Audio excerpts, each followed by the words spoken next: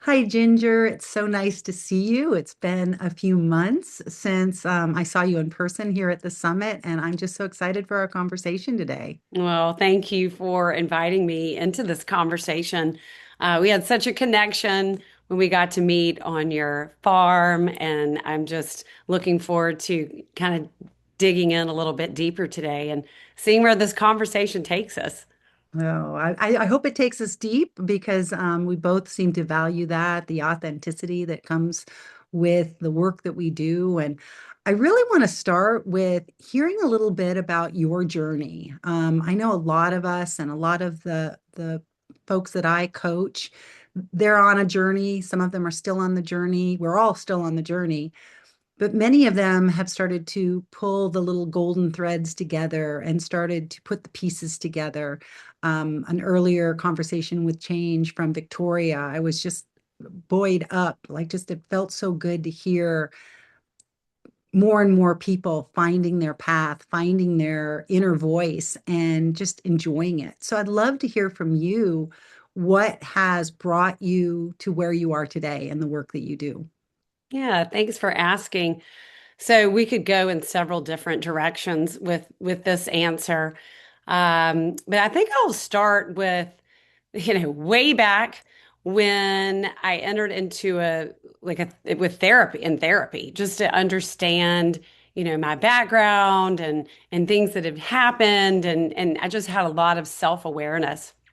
But it only took me to a certain place. And really, it kind of left me, I think, now in a victim state where it's like, oh, I'm the way I am now because of this.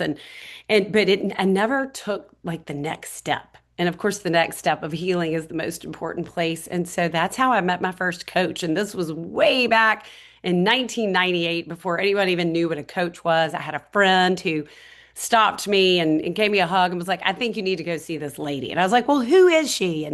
And so I went in. Of course, I'm like, well, are you a psychologist? And she's like, no. And I'm like, are you a psychiatrist? And she's like, no. And so I kept asking these questions, and pretty much I was looking for letters at the end of her name. And finally she's like, well, I have a God. And I was like, oh, wow. So do I. And all I knew is I left there and I was like, I still don't know what she is but I'm coming back. And it was in this beautiful coaching relationship that I was able to heal and really commit my life to a place of service. And it has led me in many different directions. I was certainly in the corporate world for 14 years in the healthcare industry. Then I started to move into yoga and coaching and got my certification back in 2001. And then into a leadership development space where I was able to serve in the corporate realm and also nonprofits, and now to my own, where I get to work with founders and entrepreneurs, and really just, my kind of sweet spot is highly driven leaders. And again, that can be leaders of the home or leaders in the workforce, and really how they achieve success. And also the kind of the intersection of how they achieve success and how they experience it. I love that. And I would love to go back to something you said because I would like to dig into it a little bit more, Oh, yeah. especially from a neuroscience perspective. You said that you had been in therapy, but that things switched and you were able to go a little deeper with a coach. That's Yeah. what I heard. So I'd love to hear more about that because there are a lot of folks that, including me, that I'm not really oftentimes completely sure where a therapist might end and a coach might begin and what the difference might be in the focus area. Yeah. Well, I think a lot of things were happening. The therapy session, I was living in Atlanta. My coaching session, I was living in California, so there was geographical differences. But I think what the switch was within me. Having self-awareness um, doesn't equate freedom within yourself. Self-awareness is really, I think, the invitation for change. And so for me, it was like I was still kind of walking around with this belief. Mine was that I wasn't good enough. I mean, that was my core belief. And it showed up in many different ways, namely with my relationship with my body and food. And, and I did that work for a while and I've kind of come out of it, but it's the same pattern, right? It can show up in so many different ways. And so for some person, it may show up with body and food. And for a leader today, it may be that, they've taken this executive presence class and they know how to do voice inflections and hand gestures, but they walk out on stage having this belief. And so they're performing rather than having the ownership that they belong there. So again, the pattern repeats itself.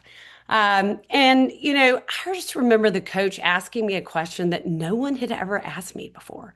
And she said, if you were to heal your relationship with your body and food, because again, that was mine and how it showed up, what would be possible? And I remember I was like, whoa, I've never thought like that before. And of course, on the other side of it was like freedom, like, oh my gosh, anything's possible. I think I even said in the moment, like, oh, I could do anything. I could even be president. And so it was a wake up call. And then, of course, it took a while, but the fact that someone planted that seed in me, and I really learned the power of, our thinking and the power of our thoughts. And this is really kind of at the core of my work and the core of how I live my life today is that, your thoughts and beliefs, and it's taken from, cognitive behavioral CBT, but your thoughts and your beliefs create feelings. And it's also your identity. So the story that you're telling yourself about who you were. And I was telling myself, I am not good enough. And everything that I was doing, even though the behavior on the outside you would never know, it was how I was owning it on the inside, creates feelings. And so your thoughts, beliefs, your identity, and your feelings create your reality. And as we know from a neuroscience perspective, your nervous system is going to believe what is repeated. And so we massage those belief patterns over and over again until it starts to become really autonomic. And the beauty is that we have an opportunity to change the way we think, what we believe, which shifts the way we feel and what shows up in our life at any time. It's never too late. And I just think that's the most exciting thing. And I know you feel the same way. That's how we connected. Yeah, and I love that all. And I'm even in the classes that I'm teaching, there are still the students that will, ask several times until it sinks in the question, or the statement, I should say, from the most recent student where the statement was, I never thought about the idea that I am not what I think. Yeah. And so, with metacognition and with this ability to pay attention and awareness, that we can change the narrative. And that's the most exciting thing for me is that our story is like you said, we can take all the classes and learn all the knowledge.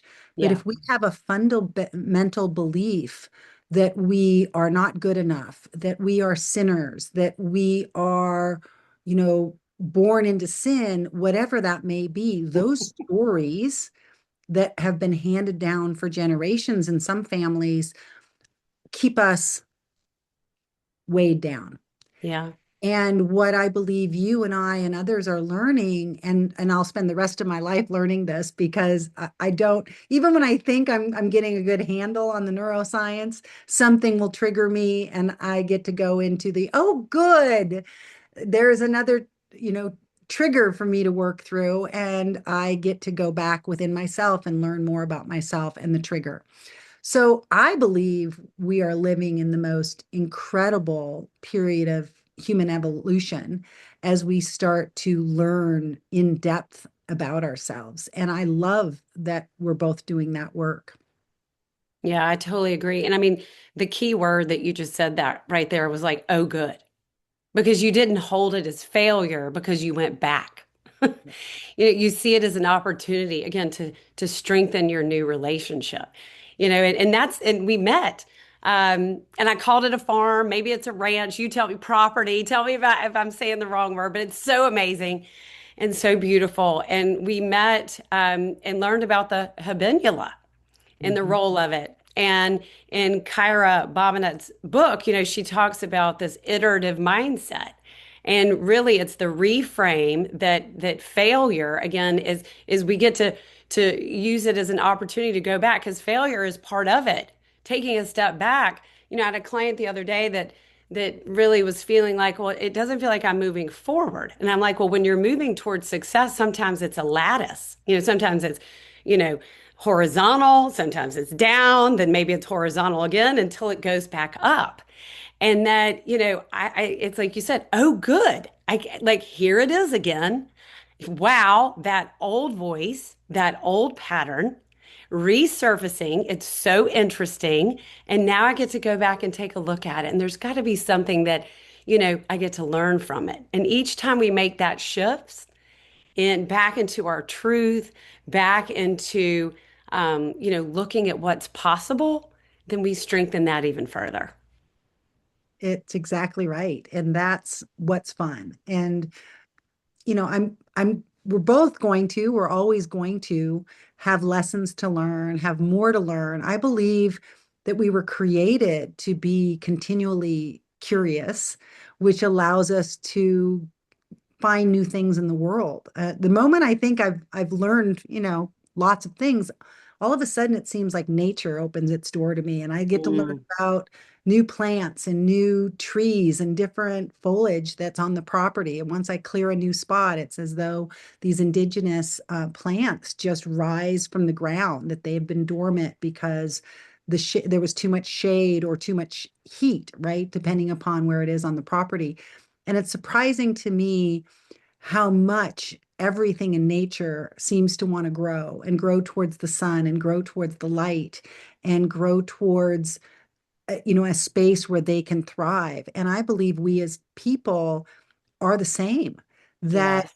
we are looking for the best way forward, yet we've been distracted. Our minds have been hijacked by so many difficulties, so many threats, so many fears, that it's hard sometimes to remember who we are outside of that fear, in a different place, in that place of curiosity. And that's what I love about the work we do as well, is we help our clients find curiosity again, Yeah. find growth, find a place where they can calibrate themselves on an emotional level and remember who they are outside of the fear. Yeah, I'm very inspired that, regulation as leadership skill is now being offered, in MBA programs. And we're looking at like, wow, whether it's as athletes, practicing regulation. Like I'll give you an example. I played golf this morning with my son and he was getting frustrated. And I said, why don't we just take a collective breath? It was like the perfect moment. We took cold towels and wrapped it around our neck to, stimulate the vagus nerve. It was just like, let's just take a moment because it's going to show up in your game. And it's the same thing when leaders are in high stakes situations.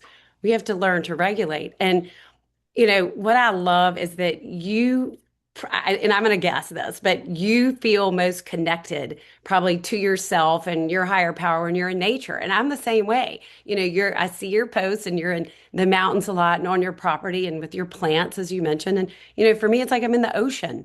And I think that, if you just walk out at night and you go somewhere where it's dark and you look up in the sky and then you remember, well, I'm a dot on a dot on a dot, or a speck on a speck on a speck, I think is the actual, way, the common phrase, but it's just remembering. And then all of a sudden it puts into perspective like my little old problems, right? And then you can again use that reframe and practices to move forward in a way where it's like, oh wow, I actually can handle this. There's more for me. And we were talking earlier about, I believe everyone deserves an extraordinary life. Extraordinary, not just good enough, but one that you wake up to every day and it's like, I am so blessed. I'm so grateful that I get another day like this. And so, what are some tools? This is one of my favorite questions. What are some tools that you use to show up your best and to stay regulated? Yeah. So I start every morning with just quiet time. I wake up before anyone else. I have two teenagers, so it's easy to get up before them. But, there's four of us in a small house. And, it gets me out of bed just to have that quiet time.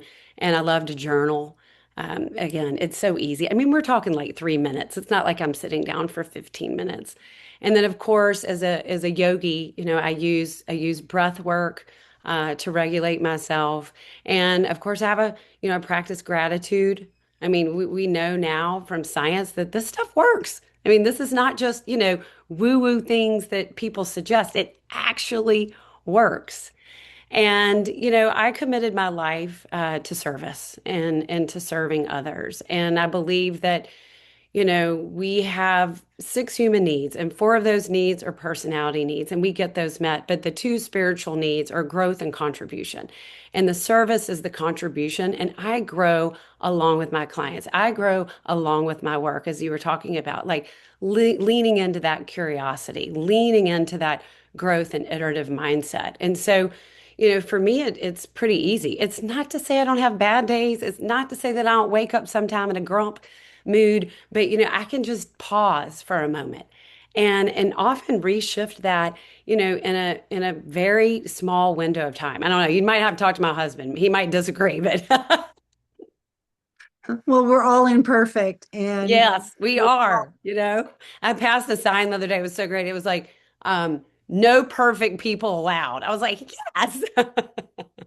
that's the best because I think that striving for perfection that some of us get caught into when we're too much in the world can be that treadmill that keeps us tired and hungry, but not fulfilled. And Yeah. so we get to teach presence, we get to teach the practices that help not only ourselves stay stable and coherent and resilient, but we get to share those tools with others. And I think that's such a gift in Yeah. my life to be able to be on the other side of it. It's hard to watch other people suffer with their Mm. thoughts, with their judgments. I will say that I think that the cheat sheet to this life is finding a way to love yourself. 100%. I mean, I think that's our ultimate, really spiritual journey. And of course, we bring our full selves into work. And so, you talk about leadership development. Well, it matters for the development on the inside of each person. Absolutely. Absolutely. So, in your world, when you're working with leaders, what is one of the more common struggles that leaders have? Especially as it comes to their thinking, their mindset. What would Yeah. you say is, especially in this day and age that feels overwhelming, AI Yeah, generated, exactly. authentic? What Yeah. would you say is maybe your best message to leaders? Yeah. You know, one thing that's showing up quite a bit right now, and you just spoke to it, is the fact that, if we're not adaptable and we're not changing and we're not leaning into AI, even though we don't know how that's going to affect the future of work, we're going to be left behind or maybe our job will get taken away. And so it's really leaning into this space of unknown. And so if a leader has a belief system or a relationship with change as negative, there's going to be a lot of friction that shows up right there. And so, and it's not necessarily that there's change, it's the relationship with change. So again, it's all about the deeper cut of it. Because, think about it. Our parents probably had one vocation. That was the thing. Like, you need to get a really good job or work for a company and have a pension, and you're going to stay there for a really long time. Well, now that's completely gone out the window. And, generations now are having like, six different careers. And so they're a little bit more adaptable. But for, high achievers that are like over 40, it's like, wait a minute, we got to massage this muscle a little bit. And so it's about really kind of hang on, let's just take a beat, take a moment, and let's dissect it and look back around what are your beliefs around change? What has been your past experiences with change? Because if someone has gone through a lot of change in their life and it has been positive for them and it's led them in a good direction, chances are change really doesn't create a lot of that friction. But if someone's always had negative consequences, there's some work that needs to be done there.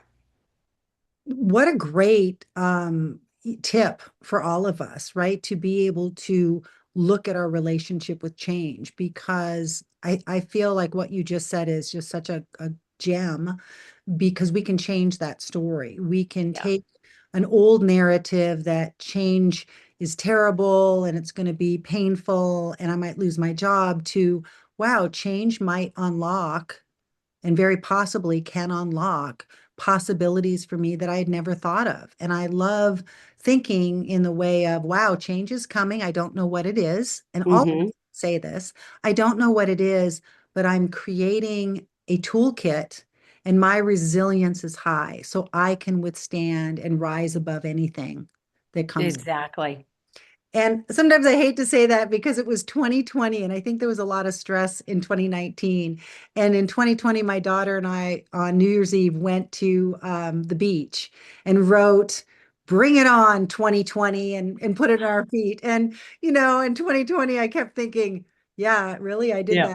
that. I really challenged that one. And, I kind of laughed about it later. But at the same time, my daughter and I are incredibly resilient, and we're resilient because we realize the stories we tell ourselves are most often untrue, and Yeah. that we can retell a story that puts us into a much more resilient, high functioning place as we look for the opportunities. Absolutely. Well, I know you have just done an incredible job modeling for her, and really that's the ripple effect. That's the beautiful thing is now she is becoming this resilient, female, incredible like woman of power that is going to model that for her children and her friends and as well. So, well done, mama. Well, then do you too. You've got teenagers, and our kids are looking to us right now Yeah. for ways to cope. My parents, I don't believe, had the tools. They didn't believe in counseling. They didn't believe in talking about your, Mm, family problems. They certainly didn't believe in self-help in the traditional way. It just wasn't something our generation did. It was yeah. about the responsibility, getting a job, taking care of your employer, doing all those things. Yet they didn't have the opportunity I feel we now have with all the automation, with all, Mm. you know, things that we can choose or say no to. I feel as though that most of us, if we stop watching the news, we've got now hours a day that we can be learning about our brains, learning about our stories, learning about the people in our lives and how we create that ripple effect of positivity in a world that is looking for everything that's wrong. Oh, 100%. I mean, when you take a true and honest look and audit, where you're spending your time and where you're spending your energy, and I have to do this on a regular basis because, habits. And I've taken this whole summer off from the news, and I might be a little behind, but I'll tell you, I'm feeling really good. I think we Yeah. need to do that. And I'm one for looking into the news when I'm feeling rested, when I'm Mm. feeling able to take on a little bit more information. And then I'm very careful where I find it, so that I can stay as much in tune with the world, but not wrapped up in the drama of the world. And it's serving me very well. And I love these kind of conversations, and I want to have more of these kind of conversations. So I want to just thank you so much for joining me in this and for the work you do with your clients, because I know that every conversation that we have that uplifts others is one that will have a positive ripple. So thank you so much. Oh my gosh, thank you so much. And just continue to do your beautiful work. And I just feel blessed to have you in my circle and in my life. Thank you so much. Oh, thank you, Patty.